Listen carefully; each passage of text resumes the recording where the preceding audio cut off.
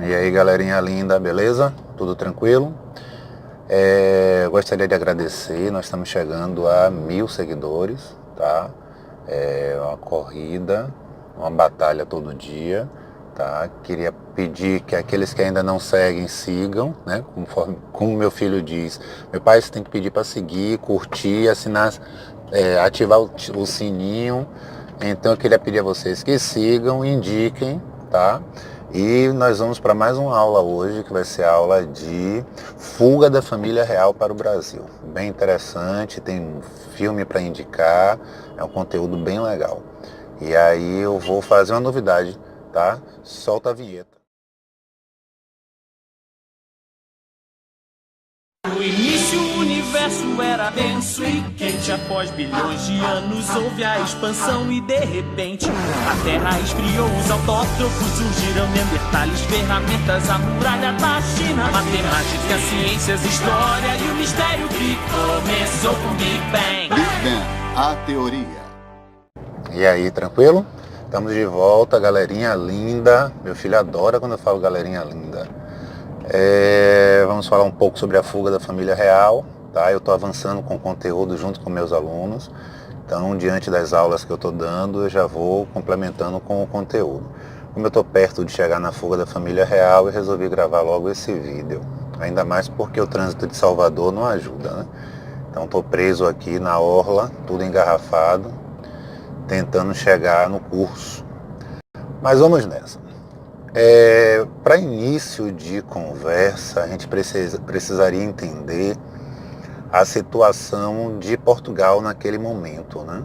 Portugal tinha um rei, que era Dom Pedro III, era casado com Dona Maria a Pia, né? O pessoal chama de a Louca, mas ela era a Pia, e eles tiveram 2 filhos, José e João, e José era o filho mais velho, foi educado para governar Portugal, será coroado José I, mas morre, né? Então Dom Pedro III morre, Dom José morre, e aí Dom João não havia sido preparado para governar Portugal e sobra para Dona Maria, né? Que se torna rainha, regente, Dona Maria I, mas ela perdeu o marido que muito amava e perdeu o filho que mais amava. Então ela começou a ter surtos, né? E aí ela deixa de ser a Pia e passa a ser a Louca. O que a gente na história chama ela de louca, algumas pesquisas mais recentes demonstram que ela não era louca, ela era esquizofrênica, ela sofria de esquizofrenia. Então hoje nós temos condições de diagnosticar a Dona Maria. Naquela época nós não tínhamos. E mesmo assim ela continuou governando. Por que ela continuou governando? Porque na esquizofrenia dela, na loucura dela, ela começou a liberar verbas vultuosas para a Igreja Católica. Então ela pagava procissões, ela pagava missas, ela reformava igrejas, ela mandou trocar todos os altares de todas as igrejas do Brasil por altares de ouro. E quem podia dizer se ela estava ou não maluca era a igreja. Então a igreja dizia, não, Maria está bem, deixa ela aí. Quando ela pegou o dinheiro da coroa e começou a distribuir para o povo, aí a igreja disse, agora ela está maluca. E aí afastaram Maria como regente e o trono caiu na mão de Dom João. João virou príncipe regente e vai governar Portugal como príncipe até 1820, quando Dona Maria morre e ele é coroado de vez rei de Portugal com o título de Dom João VI. Mas João não foi educado para governar, João não estava nem aí para o país, ele queria era curtir a vida dele, não digo curtir como a gente curte Salvador não, estou falando em curtir a vida dele comendo, ele era viciado em comida, adorava frango, adorava comer, não era uma pessoa que não tinha muita higiene, né? Não tinha muita noção de higiene, né? Comia o dia todo, era uma pessoa muito inocente. E aí é nesse contexto que João chega ao poder, e ele vai se sentir ameaçado por o maior líder militar da história da Europa no século XVIII, que vai ser o imperador Napoleão Bonaparte, né, que chega ao poder na França após a Revolução Francesa, né, dando início ao que nós chamamos de Era Napoleônica. E aí ele governa a França com punhos de ferro, ele vence os inimigos da França, ele transforma a França na maior potência militar da Europa continental, mas ele tinha um sonho, o sonho dele era submeter a Inglaterra, né? A arqui-inimiga histórica da França, a Inglaterra, precisava ser vencida. E ele não tinha navio suficiente para ameaçar a Inglaterra. Então a ideia dele era trazer a Inglaterra para o continente, para ele dar um pau nela na Europa. Mas para ele forçar a Inglaterra a entrar no continente, era necessário que ele provocasse ela, né? Mexesse de alguma forma com a Inglaterra. E a forma encontrada vai ser a forma econômica. Ele vai futucar a Inglaterra economicamente. Ele assina em 1807 um documento chamado de Bloqueio Continental. E o Bloqueio Continental proibia que os portos europeus recebessem navios ingleses, né? Uma forma de romper economicamente com a Inglaterra. O asfalto não está ajudando, está trepidando a gravação. E aí ele baixa o decreto do bloqueio continental e quando a ordem chega a Dom João fica numa situação muito difícil, muito delicada, porque se ele aceita o bloqueio imposto por Napoleão, ele briga com a Inglaterra. Brigar com a Inglaterra para João não era muito interessante, ainda mais que a Inglaterra tinha olhos no Brasil, né? Tinha muito interesse no Brasil. Então ele aceitar o bloqueio está fora de cogitação. Mas rejeitar o bloqueio também não era bom, porque rejeitar o bloqueio significava brigar com Napoleão. E Napoleão já tinha dito que qualquer porto de qualquer país que recebesse produtos ingleses seria invadido pelas tropas de Napoleão. E aí, se correr o bicho pega, se ficar o bicho come. João tenta enganar Napoleão, fingindo que brigou com os ingleses, ele expulsa alguns ingleses de Portugal, mas por baixo do pano ele indeniza todo mundo.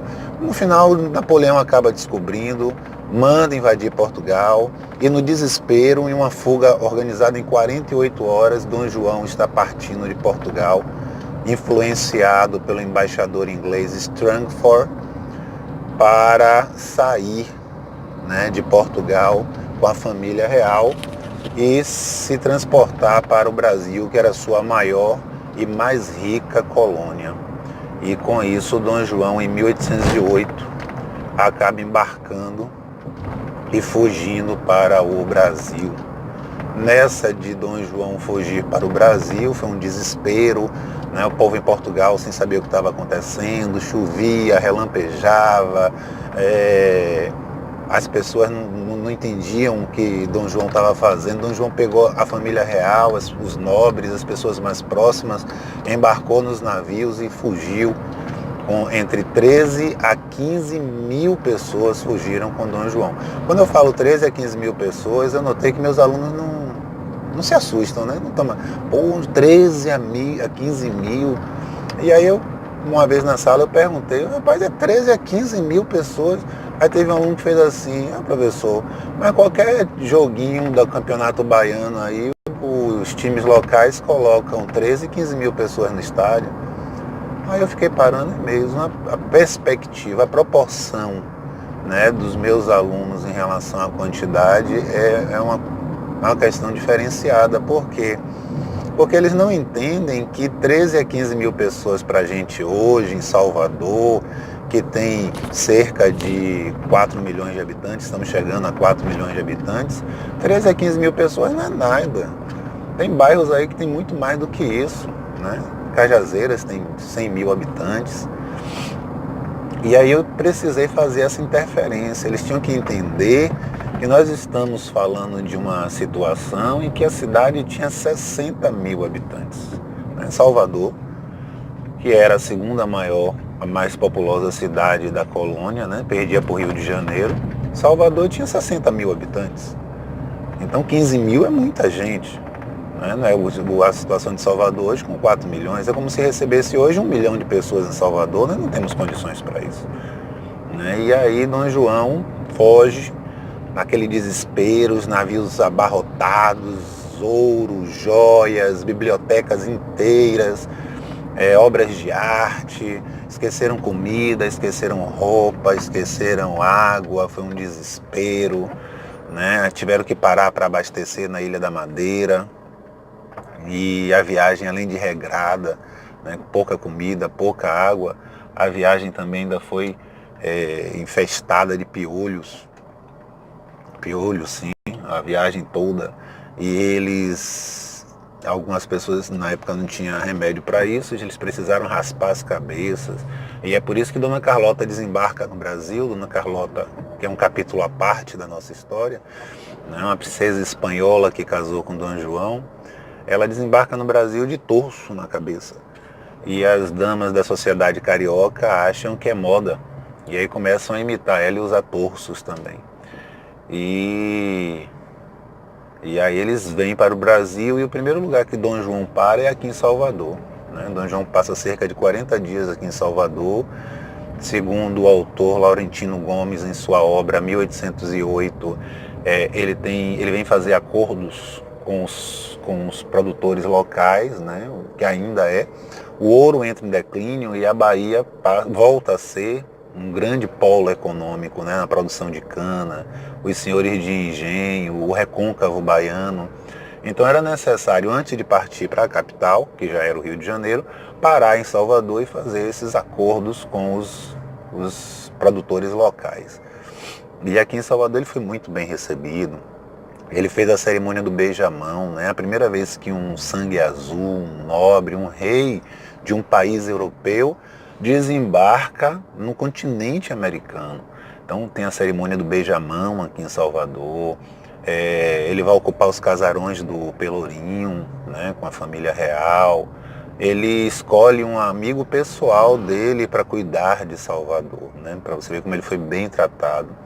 Ele escolhe o Conde dos Arcos para ser presidente da província da Bahia, né, governar o estado da Bahia, e dá autorização para que ele mande construir a primeira faculdade do Brasil, que vai ser a Faculdade de Medicina no Terreiro de Jesus. Para quem é aqui de Salvador, a Faculdade de Medicina hoje é onde funciona o Museu de Antropologia e Etnologia da UFBA-UMAI. Então você entra na faculdade, você sobe ao Museu Afro, você desce ao Museu Indígena. É um passeio que vale a pena para os professores levarem seus alunos para conhecerem. Vale muito a pena, bem legal. E aí Dom João parte para o Rio de Janeiro, mas a estrutura do Rio não permite a ele que ele se hospede, né? Então ele não tinha onde ficar, não tinha pousadas, não tinha hotel, não tinha estrutura nenhuma. E aí Dom João, como bom monarca absolutista, ele manda desocupar as casas, né? Ele manda que as tropas vão às ruas, escolham os melhores casarões e desocupe. Mande todo mundo sair porque eu quero entrar. E a ordem foi dada. E apesar de vocês acharem um absurdo, para a época muita gente gostou. Não vou dizer que todos, porque algumas pessoas já tinham um senso crítico. O iluminismo já havia chegado ao Brasil, mas os súditos absolutistas, eles receberam muito bem a ideia de terem suas casas desocupadas para receber a família real. E aí ele manda carimbar nas portas das casas das pessoas as letras P e R. Então, se você tinha na sua porta os carimbos da letra P e R, significava que você deveria desocupar sua casa para receber um membro da família real da nobreza portuguesa. E aí as pessoas no Rio começaram a brincar com as letras, né? Porque PR significava príncipe regente, sua casa estava sendo requisitada pelo príncipe regente Dom João. Mas as pessoas do Rio diziam assim: você recebeu um ponha-se na rua. Então se a prova perguntar a você o que significavam as letras, P e R era príncipe regente, mas é popularmente conhecido como ponha-se na rua, ok? Dom João tomou atitudes muito importantes no Rio de Janeiro, né? Como a criação do IML, o primeiro IML do Brasil, Instituto Médico Legal.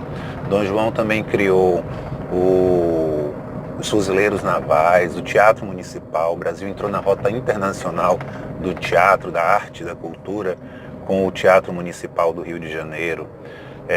o Arquivo Público, o Banco do Brasil, o Jardim Botânico, né? Tudo isso foram obras feitas durante o governo de Dom João. Dom João sentia muita falta da Europa, então ele vai urbanizar o Rio de Janeiro, para o Rio de Janeiro ficar parecendo com Lisboa, né? A parte velha do Rio de Janeiro. Lembrava muito os casarões portugueses da cidade de Lisboa, de Coimbra. Mas Dom João, essa harmonia de Dom João no Brasil não vai durar muito tempo. Napoleão é vencido lá em Waterloo, lá na Europa, e aí forma-se o Congresso de Viena. E o Congresso exige que todos os reis têm que retornar aos seus reinos sob risco de perdê-los. E Dom João não queria ir embora, né? Aqui no Brasil, Dom João virou rei. Lá em Portugal, ele era um aproveitador, o trono caiu no colo dele. E aqui no Brasil, não, aqui o povo tratava ele como um rei. Né? Ele era reconhecido como um rei. Então, ele prefere não voltar e ele teve uma ideia. Já que o Congresso exigia que ele retornasse, para retornar-se ao reino, o que é que ele faz? Ele eleva o Brasil à categoria de Reino Unido. O Brasil deixa de ser colônia de Portugal e passa a ser Reino Unido a Portugal e Algarves. E nós nos tornamos um reino. E com isso ele consegue enganar o Congresso, né, o Congresso de Viena. E estando no Brasil ou estando em Portugal, dava no mesmo. O problema é que o povo português não aceitou. E em 1820, os moradores da cidade do Porto, lá em Portugal, eles fazem uma revolução exigindo o retorno de Dom João, que é a chamada Revolução do Porto, de 1820, ou Revolução Liberal do Porto.